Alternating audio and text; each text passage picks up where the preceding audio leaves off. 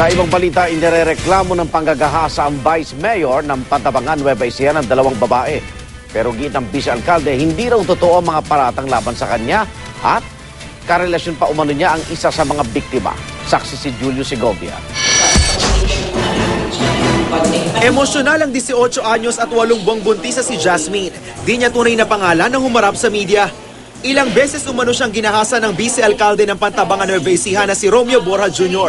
na itinuro niyang ama ng kanyang dinadala. Kwento niya sa grupong Gabriela, nagkakilala raw sila ni Borja nang manalo siya sa isang beauty contest sa Pantabangan noong 2010. Unang beses daw siyang ginahasa ng Vice-Alcalde matapos umanong malasing sa isang inuman. Pero naulit pa raw ang pangahalay dahil sa pananakot umano sa kanya ni Borja.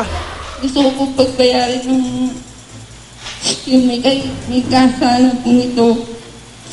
Yung gumawa po sa amin.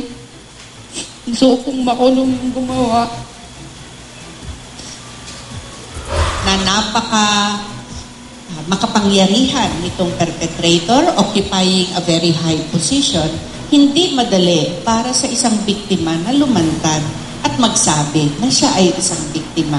Kasama ni Jasmine sa pagsasampa ng reklamong rape sa DOJ, ang dating kasambahay raw ng pamilya Borja na si Mina, di rin tunay na pangalan.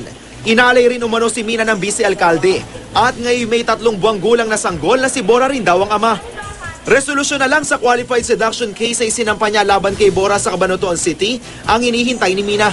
Kinuha po nila po akong tagapag-alaga po ng anak po nila. Kaya po nagkakilala po kami ng Vice Mayor. Suportahan po ang laban po ni Jasmine sa pagsampa po ng kaso po laban sa umubuso po sa aming dalawa. Eksklusibong nagpaunlak ng panayam sa GMA News ang inaakusahang si Borja. At ayon sa kanya, wala raw pangahalay na naganap. May relasyon daw talaga sila ni Jasmine. Sa madaling salita po, pinabubulaanan yung aligasyon. Wala pong naganap na pangahalay. Wala po. So ano po yung kiniklaim nila na rape? Yun sa tingin ko po, politika lang. Yung Vice President ng Gabriela, lola niya. Okay. So yun yung nakakalaban ko sa politika. At kasalukuyan din nakaupo kasing konsyel sa amin. Ipinasili pa sa akin ni Borja ang ilang text message umano sa kanya ni Jasmine. Ilang linggo lang ang nakalilipas. Nitong April 27, kinumusta pa raw siya. Sasagot na lang ako dun sa inhabla nila at ako